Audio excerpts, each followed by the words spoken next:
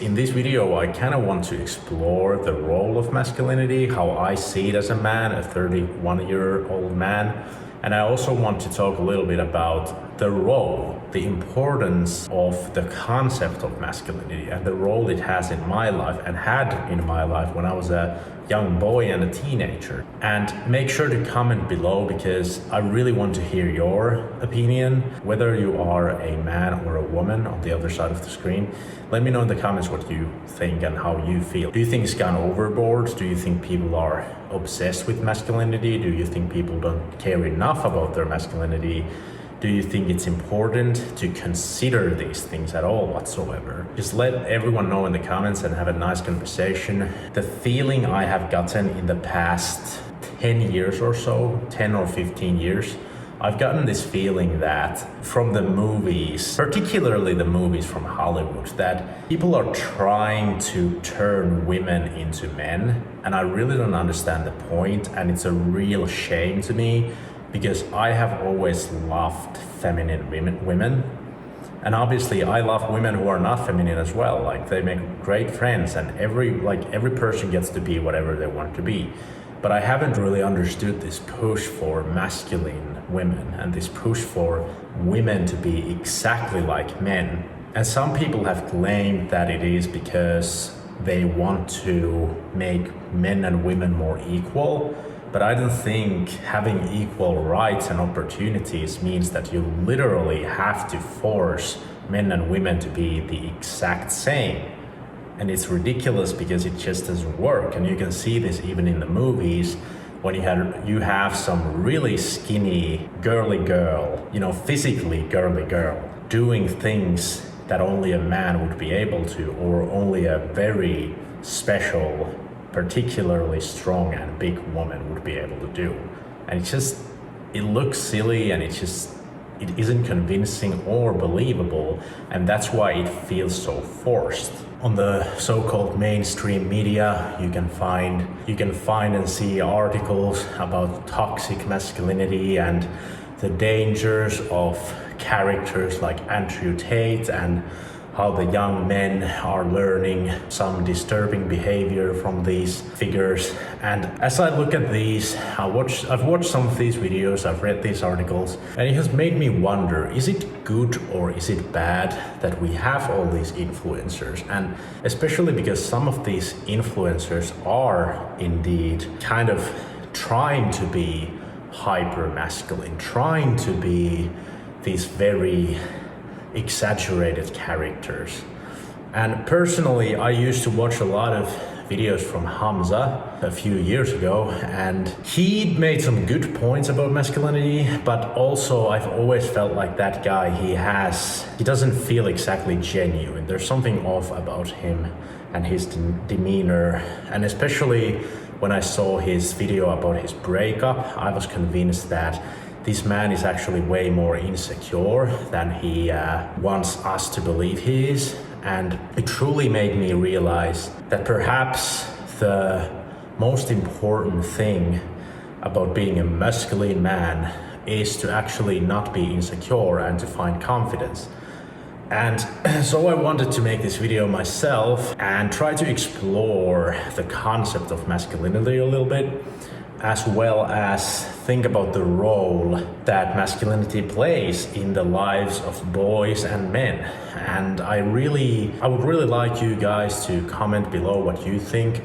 What role do you think masculinity plays in men's lives in general? Do we need more masculinity? Do we need schools to teach young boys about masculinity? Or is it that parents should step up and really teach their boys and girls how to be men and women? Like these old-fashioned ideas that we always used to have, that I suppose also had some negative side effects, because sometimes you have a fucked up dad teaching their son to be a fucked up man, so it's not always good. And let me know in the comments below what you think. How do you feel we are doing as a society when it comes to these issues, and what is your personal experience? I would like to tell my own experience a little bit here, so I can kind of explain why I believe that I personally find it very useful to, first of all, have these concepts, the concept of masculinity and femininity, and then having things and people, somewhere in between those two polar opposites. Right, so my own experience is that as a kid, I have two memories that kind of relate to my dad instilling masculine traits and values into me. And one of them was, well, the first one is a stupid one. I used to take long showers when I was like, 12 or something. I spent a long time in the shower. And my dad used to say that I have girl genes, I have female genes, because I spent such a long time in the shower. And obviously, that felt hurtful and kind of insulting at that age. But I suppose, especially because he didn't teach me or tell me, well, what should you do and why? He was literally just saying yeah, you're like a girl because you do that. And I don't know if that is particularly constructive or useful if you don't give any reasons or suggestions, but I still remember that. And I still enjoy the hot shower, but I don't take a long time anymore. Has nothing to do with my dad though, but that's one of the two things I remember from my childhood. The other one would be, this is the best thing my dad ever freaking said to me and did to me. When I was 13 or so, my dad told me that it is time for me to go to the gym. Because I'm that age, I am at an age where a boy should go to the gym. And thanks to that, I don't know if I would have started going to the gym if it wasn't for that. If it wasn't for my dad telling me that it is something I should and need to do as a man, I don't know if I would have started like this. Now I'm 31 years old and I never skip. I work out every single week unless I'm really sick, which happens rarely. So that's the best thing he ever said. But this gets us to the topic of masculinity. Is it really masculine to go to the gym? Or is it something everyone should be doing? And I think the answer is obvious that everyone should be doing that for their health. But is it a masculine trait or a feminine trait? I think it is a masculine trait, even though these days there's so many women who go to the gym because they want to have a big ass and lose weight and all this, and it's really trendy for women to go to the gym. I still think ultimately, because it has to do with physical strength, I would categorize it as a masculine trait. And why are strength-based things masculine? Well, this shouldn't need to be explained in my opinion, but to some people it needs to be. Some people do not understand what even is the concept of masculinity. Why don't we break the molds? Why don't we break the stereotypes? Well, let me tell you why. Most men are way stronger and bigger than most women. And because most men are also more aggressive because they have testosterone more than women, at least that's one factor, most men are more interested in doing strength-based things and more capable of doing them. And at the end of the day, masculinity and femininity is just about what most females and most males do. And that is the end of the story. That's all it is. And if somebody sits somewhere between those two spectrums, those two binaries, then congratulations, you are who you are. But that's the purpose why we talk about masculinity and femininity. Anyway, my viewers probably most understand this, although if you disagree, let me know in the comments. I'm really interested in your opinions. Oh, and by the way, I will also make the unpopular claim that there are indeed only two sexes, and you have something in between. But those are very extreme cases. And I will not talk about anything else than the two sexes in this video, because that's what I am. I'm obviously on the other end, on the masculinity side. And I have only ever in my whole entire life known people who are either just men or women and nothing else. and things are simple. And so this video will also be simple, and we keep things simple here. So now I'm gonna do another set of deadlifts, and then I suppose I will talk about, do you need to work out? Do you really need to go to the gym to be masculine? All right, so do you need to go to the gym to be a masculine man? Well, I don't think you do. I think, first of all, in the past, people did not have gyms. So no, you don't. So there were no gyms in the first place. And I think if you run, you take care of your fitness in other ways. You can do martial arts, or if you work a very physically demanding job, then I do not think you need to go to the gym to be a so-called manly man. Because look, there's guys out there who have never gone to the gym in their whole lives, and they are still as strong as I am, and they are bigger than me. They have bigger bones, they have bigger hands, they're just bigger by nature. So if we look at men and manliness and masculinity from the perspective of how much you bench, bro, then I don't really think that's a good measurement, at least on its own, because another measurement that people like to use for being a manly man and masculine man is, how popular are you with women? This is why, for example, I used to think that I should be able to have casual relationships with women because that's somehow manly to have success amongst women. So in my head, it turned into, okay, if you can just be with many women in short relationships, then that's somehow manly because you don't care too much. But later on, I came to realize that, first of all, that is not me at all. I can't do that personally. And secondly, I think, yeah, sure, there's some truth to that. If you are a very outgoing, brave, confident man, then you are most likely able to have relationships with attractive women. So I suppose it kind of makes sense to look at, if somebody can have success with women, they are masculine, they are manly, they're someone to look up to. But at the same time, you can have a family man. You can have a man who never considers anyone else, only ever has his eyes on one woman and does everything in his power, not just to make life better for that woman, but for them as a family.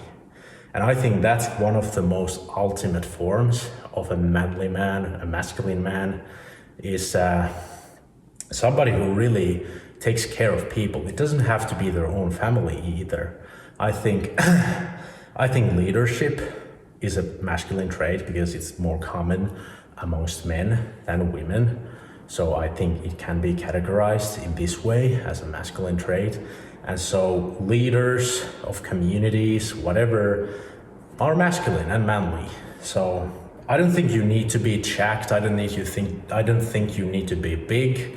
I think you can be a skinnier guy or a fatter guy and you can still have charisma. I think the worst of all is a totally fat slob who clearly spends a lot of his time just sitting, never exercising, never doing anything physical. There's something about that extreme softness that, as a man, when I see an extremely soft man, I feel a little bit like I lose some respect, although then they can easily gain that respect by their character and their personality. So anyway, that's my opinion about the fitness part. For me, it has always increased my confidence. For me, going through painful athletic events like the marathon, I try to run a marathon once a year, and going through that pain and suffering and doing that, achieving that physical feat, it makes me more confident, it makes me proud of myself, and it also makes me feel more manly, but that's just me. And also now I'm doing deadlifts and I'm trying to get stronger in deadlifts again. And I feel really freaking good when I lift that heavy ass weight. So in my life, it has played a big role. And I also think that having role models is important because, children try to learn about this world. They go about being completely innocent and oblivious to this world and how things work and how people work. And if you have a boy, the boy already understands that they are a boy. They can just, observe things and realize that they're a boy.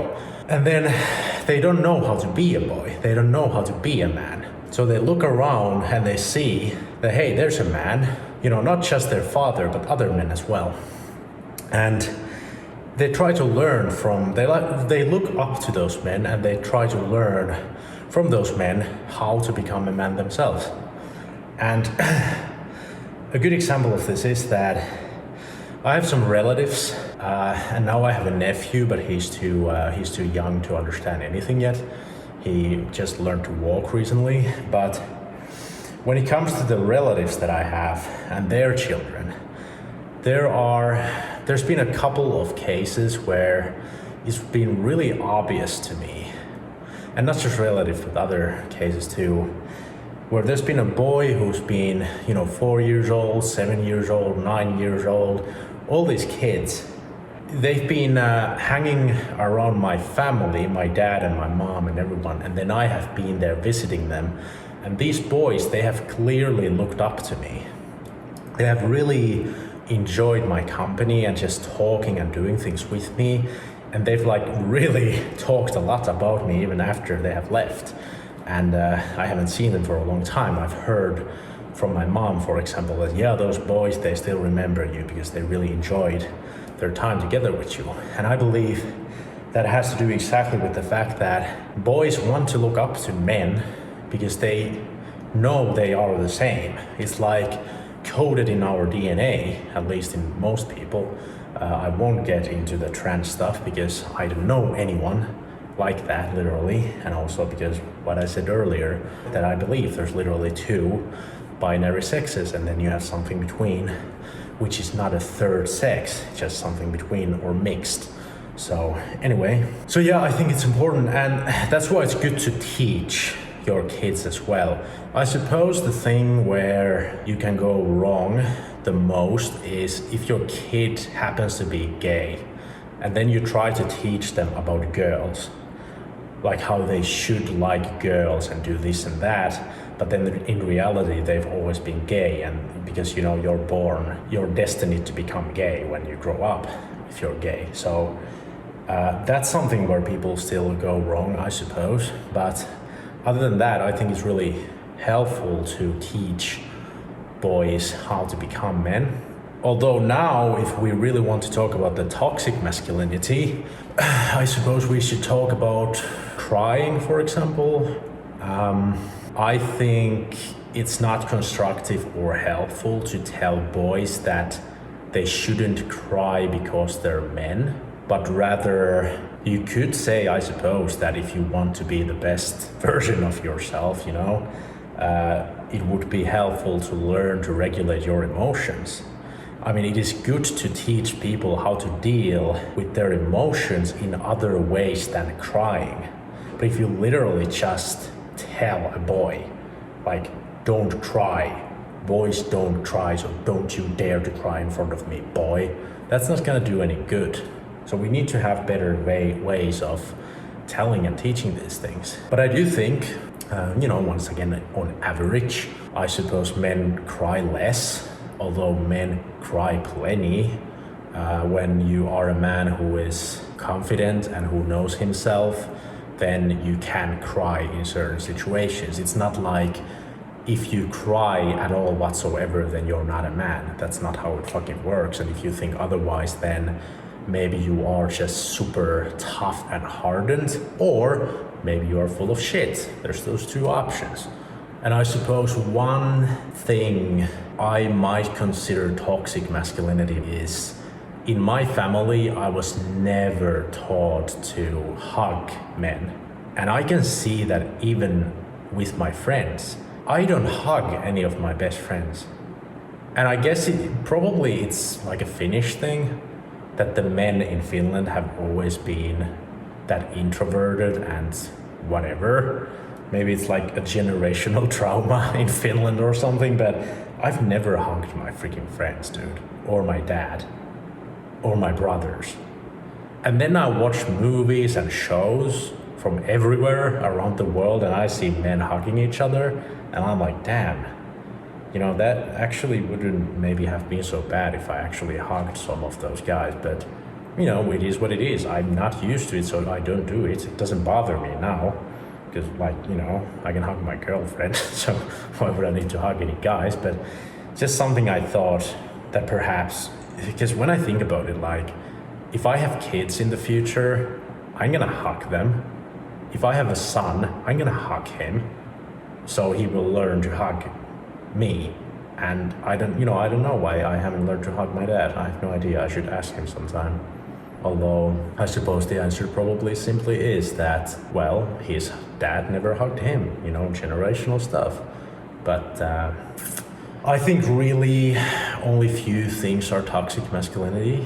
Although this is a good segue to talk a little bit about sexuality and about particularly porn, and how I think it is not at all manly to watch porn, although I understand why people think it is, because it's so normal for boys, because we are wired to enjoy visual sexual stimuli, so it kind of feels like a manly thing to do because all the boys do it.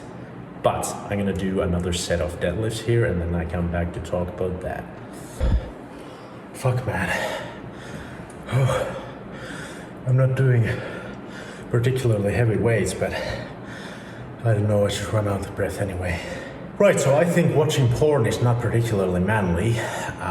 You're sitting by your computer, touching your dick alone, watching another guy have sex with another woman. It just doesn't strike me exactly as masculine or manly, but like I said, I think it makes sense why we might be prone to think that hypersexuality is a masculine trait, because it is once again more common for men to be that way. So let me know in the comments what you think about that. And I think when it comes to relationships, I'm gonna talk a little bit about the relationship dynamics. So the other day, one of my videos, I got a comment where somebody said that I have simp energy. And it was kind of funny to me because I used to have that for sure. I used to have some simp energy. Never too much, at least not after my first toxic relationship where I learned a bunch. But also because I have read the book No More Mr. Nice Guy, I believe the title is. I've read it twice, and I learned about myself that I have indeed suffered from the nice guy syndrome. And nice guy syndrome kind of goes hand in hand with being a simp, as well as porn addiction. So yeah, sure, in the past, maybe some simp energy, but I've never put anyone on a pedestal too much. Except maybe in the first relationship, because I was an idiot because I was so young. But I've never been the kind of guy to throw money at women on the internet, for example. You know, I've seen some major simps, dude, online. When I looked into those porn communities, holy shit, the people there, dude. You want simp energy, go on those forums. But yeah, to me it was a little bit funny, because understanding that there's good women out there and having a great relationship with my woman, someone might mix that with simp energy these days because we are so polarized. If you watch the men go in their own way, red pill kind of content, then it's really easy to think that someone talking highly of women has simp energy. But for me, I think if you are too afraid to go after women anymore, just because you've seen bad experiences on the internet, or you have had bad experiences, and I know these are two different things, by the way. If you check out of dating, especially online dating, it doesn't mean that you're any less of a man, but I'm just saying that if you're somebody going around telling guys they are simps, simply because they actually still enjoy having a wholesome relationship with an amazing woman. And I guess I found it funny, particularly because my girlfriend is not exactly one of those modern women that he probably referred to. She's not someone who's ever been on Tinder except one time, and she realized it's full of shit, and then she didn't use it anymore. And her values are kind of traditional in all the right ways, but not too much, not overly. She cooks me amazing food every time we see, and stuff like that. Stuff that makes her feel feminine, and I have my masculine role and she has her feminine role, and we're really clear on these things, So yeah, you can say I have simp energy, but you just don't know my story. You don't know my situation. Although I understand why, especially if you consume a lot of that men going their own way content, you would assume that someone speaking positively about women in this day and age is someone who's a simp, but whatever. So anyway, I guess it's time to wrap it up. Let me know, like I said, in the comments what you think. And don't forget to subscribe if you want to see more videos on these topics, and let me know in the comments if there's any topics you want me to talk about. All in all, as a last comment, I will say the most important thing that in my opinion makes a man a manly man, a masculine man, whatever you want to call them, is confidence. You can be a skinnier guy, but you can be really confident. You can have a mission, you can be on a path, you can be a leader. As long as you're not some hopeless, purposeless, miserable, skinny fat kid alone in a dark corner by a computer consuming porn, it doesn't really take that much to just be, generally speaking, a manly man. As long as you set boundaries and you defend those boundaries and you have confidence, maybe that's the thing. You're not afraid to set boundaries and tell people to fuck off if they try to, cross those boundaries. You're not afraid to defend your views and those who you love. It's really about bravery and confidence, and with that comes strength and leadership and all these good things.